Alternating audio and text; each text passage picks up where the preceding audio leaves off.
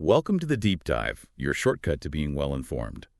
Today, we're plunging into an enduring mystery, one that goes, well, quite a bit further than just strange lights in the sky. You know, most people think UFOs, they think observations, right? But our source material for this deep dive suggests something much more intense, a physical level of encounter. We're talking about what are described as crash retrievals and even the recovery of alleged non-human occupants. That's right. It's a pretty significant claim. So our focus today is specifically on retrievals of the third kind.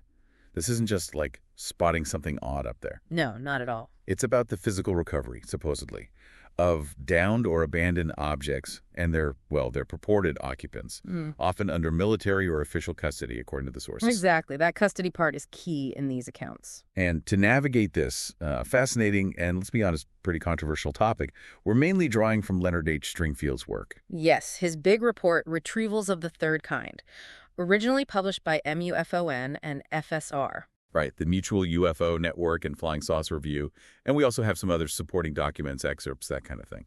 And it's important to note, these aren't just, casual stories. Stringfield presented them as detailed reports, analyses, testimonies he collected over many years, meticulously, he'd say. Okay, so our mission here is clear. We're going to try and parse through these dense sources. They're often debated, obviously. Highly debated. We want to extract the most important insights, understand the patterns, the claims being made about these alleged events.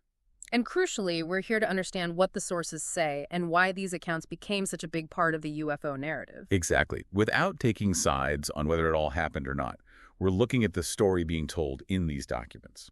Okay, so let's unpack this term itself. When Stringfield uses retrievals of the third kind, what exactly is he getting at? It sounds way more specific than just, a general sighting. It absolutely is. Retrievals of the third kind is a very specific category within ufology as a field.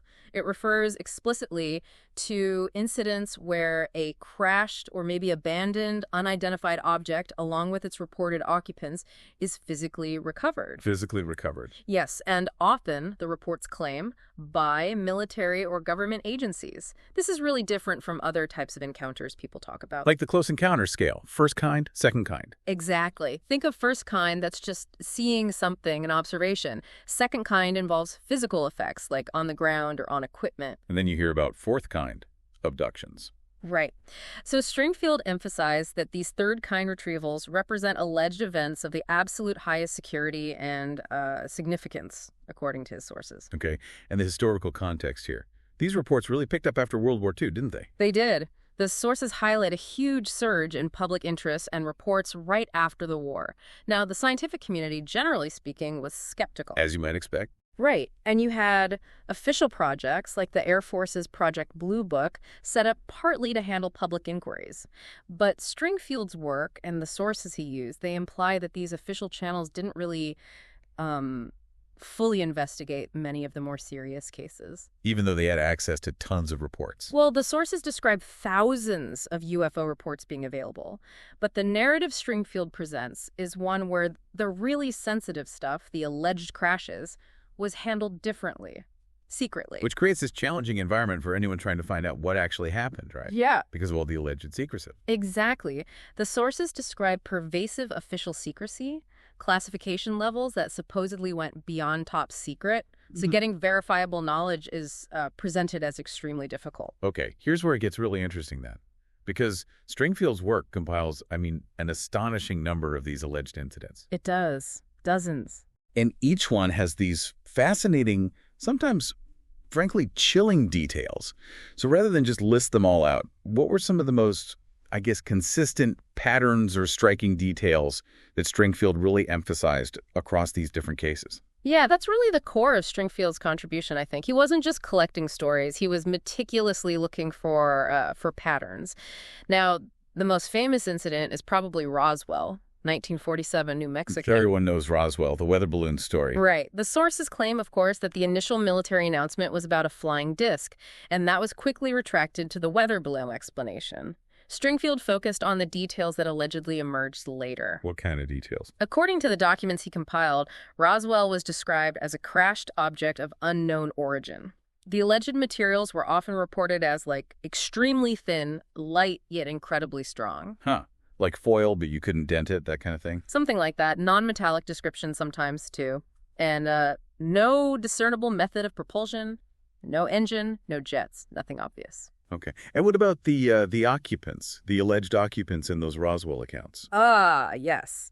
Those descriptions became absolutely central to Stringfield's argument for consistency across different events.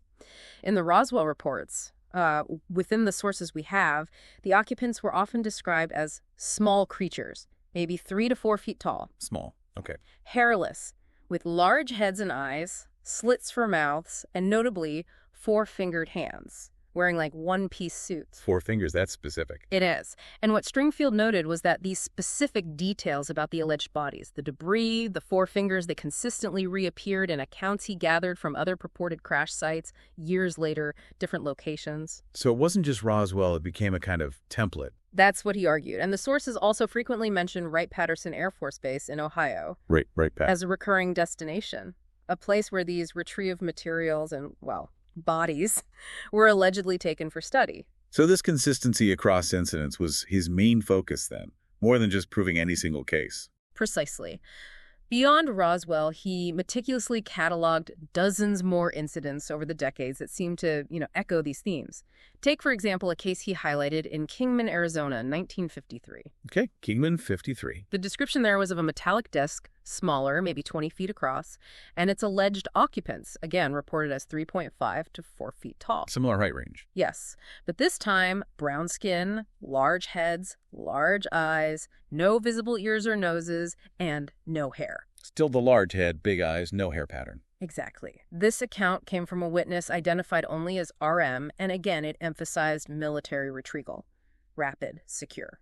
What about some of the more debated cases? I know Aztec, New Mexico in 1948 comes up a lot. How did Stringfield deal with things like that, where even within UFO circles there's disagreement? That's a good point. The Aztec incident is presented in the sources as highly debated. Some treated it as factual, alleging a huge, 100-foot disc, and even 16 bodies recovered. 16. Wow. Yeah. But others, even within the field, considered it a major hoax, possibly based on a Pulp Fiction story initially. Stringfield's inclusion of incidents like Aztec, even with those conflicting reports or doubts, kind of highlights the messy reality of the information he was working with. Right. It wasn't all clean, verified data. Not at all. It points to the massive challenges researchers face trying to verify any of these claims, and it underscores this idea that conflicting stories, maybe even deliberate disinformation, were just part of the landscape he was navigating. So it sounds like he wasn't just, compiling stories, but also analyzing the very nature of the information itself, the static around it. I think that's fair to say, yeah. He seemed very aware of the difficulties. Were there other, maybe smaller incidents or patterns that reinforced these core ideas for him? Oh, yes, absolutely. You see these common threads popping up in accounts from different places, different times. Places like Laredo, Texas, also in 48. Or Fort Monmouth, New Jersey. In 1955, there's a report from a Bill Nash associated with that one mentioning a possible control panel retrieval. A piece of tech. Allegedly. Then there's the Fort Riley, Kansas incident in 64. A witness identified as AK described an oval object, maybe 35, 48 feet long, with a strange, damp stovepipe appearance. And again, military retrieval reported. The military presence is constant. It really is in these accounts. Even cases like Valparaiso, Florida, 1965, the story there involves a UFO crashing into water recovered by the Air Force, occupants included. A security agent was supposedly a witness. And this continues into the later 60s and 70s. The patterns keep showing up in the reports Stringfield collected. In Ohio, 1966, sources recount an alleged retrieval of bodies, witnesses MS, and someone identified as Major T. What were the descriptions there? Again, familiar themes, bodies about 3 feet tall, 4 fingers, large heads, big eyes. Echoing Roswell and Kingman, you see. The craft in that Ohio case was said to have metallic structural elements. Okay. And Cincinnati, 1977. Yeah, there's an account attributed to a Professor Carr, detailed a UFO and occupants, with the bodies allegedly stored in a refrigeration unit. Refrigeration, okay. So what's truly fascinating here, as you piece it all together from his work, is this striking consistency. The physical descriptions of the alleged occupants across different incidents, reported by different sources spanning decades. Yeah, that repetition is hard to ignore when you lay it out like that. It really is. Yeah. And this pattern is a core element of Stringfield's work. It's one of his most, well, compelling observations. Whether you accept the premise or not, the pattern itself is documented in his sources. So let's talk about the bigger picture then. What does this all mean according to these sources? It feels like a major theme running through everything is, well, the military role and this pervasive secrecy. That's absolutely a crucial takeaway from Stringfield's analysis of these accounts. The source material paints a very clear picture, or narrative at least, of recurring military involvement. It's not just incidental. No, it's central.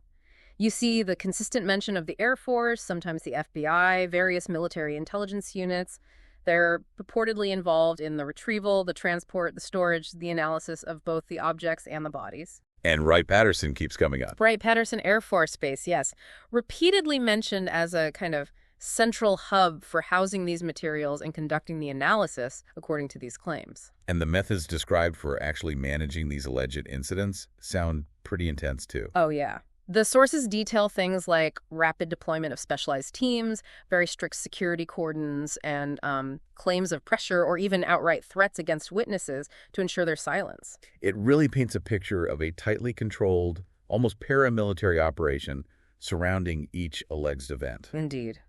And that leads directly into the other dominant theme, information control and secrecy. The sources depict what they claim is a systematic effort to control the narrative.